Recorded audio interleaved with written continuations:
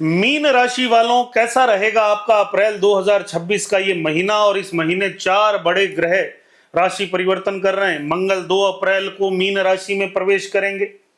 बुध 11 अप्रैल को मीन राशि में अपनी नीच राशि में प्रवेश करेंगे। सूर्य अपनी उच्च राशि में 14 अप्रैल को प्रवेश करेंगे और शुक्र अपनी स्वराशि यानी वृषभ राशि में 19 अप्रैल को प्रवेश करेंगे। तो इनका आप पे क्या प्रभाव होगा ये जान लेते हैं। पहली बात तो ये कि शनि इस समय लगन में बने हुए हैं ऑलरेडी कंटिन्यूअसली, और सूर्य भी उन्हीं के साथ है। तो 14 अप्रैल तक का जो समय है ये दाम्पत्य जीवन के लिए कोई बहुत सुंदर सुखद समय नहीं। इस समय कहीं ना कहीं डिस्टर्बेंस माइंड में चल रही है। आप करना तो बहुत कुछ चाहते हैं पर कर नहीं पा रहे। पिता का स्वास्थ्य ठीक नहीं चल रहा। आपको खुद को स्वास्थ्य में दिक्कतें महसूस हो रही हैं, हड्डियों में दर्द महसूस हो रहा है, या हड्डियों से जुड़ी कोई ना कोई बीमारी आपको परेशान कर रही। मंगल की स्थितियां देखूं तो 2 अप्रैल तक 12वें भाव में यानी आपकी कुंभ राशि में बनी हुई है, और 2 अप्रैल से ये आपके पहले भाव यानी आपकी ही राशि में आ जाएगा। और यहां सूर्य शनि दोनों मौजूद हैं, 14 अप्रैल तक यहीं रहेंगे साथ में। और ये कंडीशन ऐसी होगी जो वैवाहिक जीवन में, दाम्पत्य जीवन में और समस्याएं पैदा करेंगी। और 3 ग्रहों का एक साथ लगन में होना आपके लिए भी बहुत अच्छा नहीं। आपको भी इस समय ध्यान रखने की जरूरत। कोई ना कोई भारी चीज, किसी मशीन, किसी मैकेनिकल चीज से चोट लग सकती है, किसी लोहे की चीज से चोट लग सकती है, किसी भारी पत्थर से चोट लग सकती है। सर पे चोट ना लगने दें, पैरों में चोट ना लगने दें। ये 2 कॉम्बिनेशन मेरे याद रखिए। कहीं की यात्रा कर रहे हैं तो विशेष रूप से सतर्कता बरतें, सावधानी रखें, गाड़ी आराम से चलाएं। इस समय सूर्य मंगल दोनों ही आपको रिजल्ट नहीं दे पाएंगे, क्योंकि इस समय शनि के साथ होने से उनका दोनों का रिजल्ट जो है डाउन हो जाएगा। उसके बाद में अगर देखें बुध 11 अप्रैल को अपनी नीच राशि में, अभी भी 12वें भाव में राहु मंगल के साथ डिस्टर्बिंग कॉम्बिनेशन में, या तो घर में किसी महिला को कोई ना कोई मानसिक समस्या चल रही होगी, या किसी ना किसी महिला को ब्लड से रिलेटेड कोई ना कोई इन्फेक्शन, कोई ना कोई प्रॉब्लम चल रहा होगा। शरीर के अंदर किसी ना किसी व्यक्ति की तकलीफ चल रही होगी। घर की बहन बुआ बेटियों के साथ संबंध अच्छे नहीं चल रहे होंगे, कोई ना कोई टकराव चल रहा होगा। कई लोग हैं वो इस समय आपस में लीगल प्रॉब्लम, लिटिगेशन चल रहे होंगे। वैवाहिक जीवन में सेपरेशन के कईयों के कॉम्बिनेशन बने। सेपरेशन ना भी हो तो भी स्थितियां डावाडोल दिखती हैं। हालांकि गुरु केंद्र में होकर चीजों को संभालने की कोशिश करते हैं, लेकिन फिर भी इतना ज्यादा नहीं संभाल पा रहे कि चीजों को बचाएं।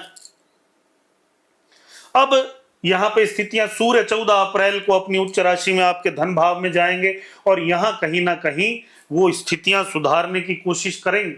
लेकिन छठे भाव का स्वामी दूसरे भाव में धन का अनावश्यक खर्च बढ़ाएगा। शुक्र जो है 19 अप्रैल तक स्थितियां ठीक है, क्योंकि दूसरे भाव में ही तो वहां मजबूत स्थिति में। लेकिन 19 अप्रैल से अपनी ही राशि में होंगे, लेकिन तीसरे भाव में, जो स्थिति उनके लिए बहुत अनुकूल नहीं। तो कहीं ना कहीं आप देखेंगे कि 19 अप्रैल तक का समय तो फिर भी ठीक, उसके बाद में आपको थोड़ी ज्यादा परेशानियां इस महीने देखने को मिलेंगी। लेकिन ये जो राशिफल है ये चंद्र राशि से है और सबके लिए जनरलाइज राशिफल है। और अगर आप अपने लिए पर्सनली आपकी कुंडली के हिसाब से सब जानना चाहते हैं, कंसल्टेशन लेना चाहते हैं, तो आप नीचे दिए गए नंबर पे मुझसे कांटेक्ट कर सकते हैं। और रेमेडी जो आपको करनी है, क्योंकि रेमेडीज मैं सबसे आखिर में आपको बताऊंगा, तो उसके लिए आप ये वीडियो ध्यान से देखते रहिए, क्योंकि वो आपके बहुत काम आएंगी। मैरिड लोगों के जीवन में इस समय आपस में, दाम्पत्य जीवन में समस्याएं चल रही, कहीं ना कहीं टकराव चल रहा है, या पति या पत्नी का स्वास्थ्य खराब है जिसकी वजह से मानसिक समस्याएं, आर्थिक समस्याएं चल रही, कहीं ना कहीं कर्ज की स्थितियां बढ़ी हुई हैं। इस समय आप परेशान हैं, मानसिक दबाव में हैं कहीं ना कहीं पिछले काफी समय से, क्योंकि शनि लगन में ही। आप करना तो बहुत कुछ चाहते हैं पर कर नहीं पा रहे, आगे नहीं बढ़ पा रहे हो, ये चीज अंदर अंदर आपको परेशान कर रही है। लव लाइफ में भी जो लोग जाना चाहते हैं, इस समय कोई ना कोई नया रिश्ता मिलने के योग बने हुए हैं। तो जो लोग शादीशुदा जीवन की तरफ देख रहे हैं, कोई नया रिश्ता ढूंढ रहे हैं सगाई ब्याह के लिए, उनके लिए ये ठीक है कॉम्बिनेशन। लेकिन जो लोग प्रेम ढूंढ रहे हैं परमानेंट, अभी वो समय नहीं है। जो मिलेगा भी वो टेम्परेरी है, स्थायी रूप से काम नहीं करेगा। या अगर आपने इस समय लव मैरिज इत्यादि की, या आपने शादियां की, तो कहीं ना कहीं समस्याएं भविष्य में आपको देखने को मिल सकती हैं, क्योंकि ग्रहों की स्थितियां बहुत सपोर्टिव नहीं। दूसरा कॉम्बिनेशन जॉब और कैरियर, काम धंधे में, क्योंकि गुरु खुद अपनी राशि को देख रहे हैं दशम भाव में, तो काम धंधे में कहीं ना कहीं नॉर्मल रिजल्ट देखने को मिलेंगे। आप कोई नई बिजनेस पार्टनरशिप करने जाएंगे, लेकिन सोच समझ के डॉक्यूमेंट देखभाल के करिएगा। बुध की स्थितियां अच्छी नहीं, मंगल भी अभी बहुत ज्यादा शानदार स्थिति में नहीं। तो कोई भी नई बिजनेस पार्टनरशिप करें तो सोच समझ के। हालांकि नॉर्मली जो आप काम कर रहे होंगे, जॉब कर रहे होंगे, बिजनेस कर रहे होंगे, वहां पे सामान्य स्थितियां देखने को मिलेगी। इस समय कोई बहुत बड़े लाभ या बहुत बड़े बदलाव आते हुए नहीं दिखेंगे।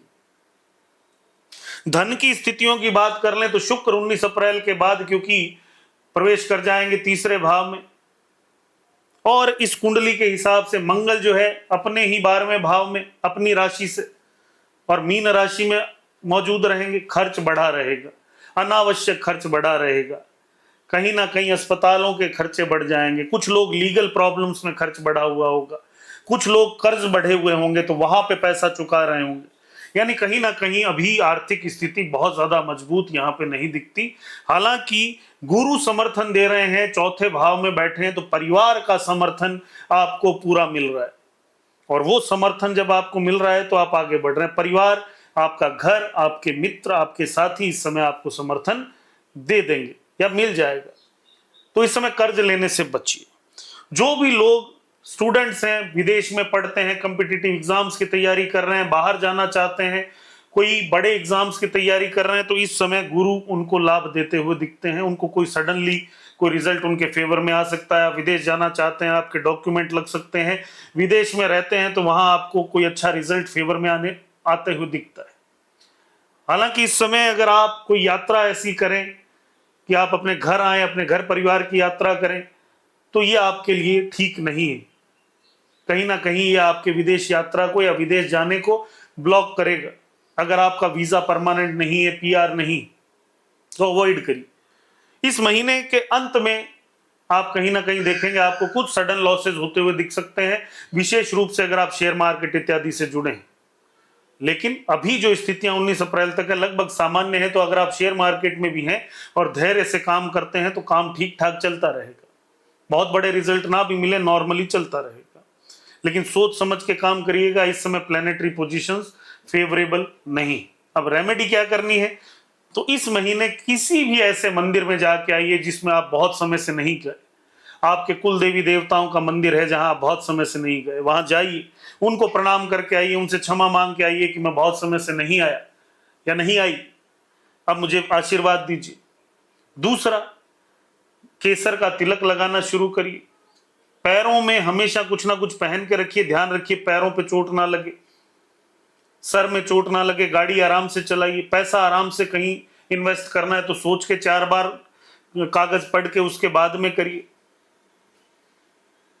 और जीवन में अपने बड़ों की ब्लेसिंग लेते रहिए। और दान दक्षिणा किसी ऐसी जगह जहां पे जरूरतमंद हो, स्पिरिचुअल आश्रम हो, ऐसी जगह कुछ दान दक्षिणा चैरिटी करते रहिए, आपको लाभ मिलता रहेगा। धन्यवाद।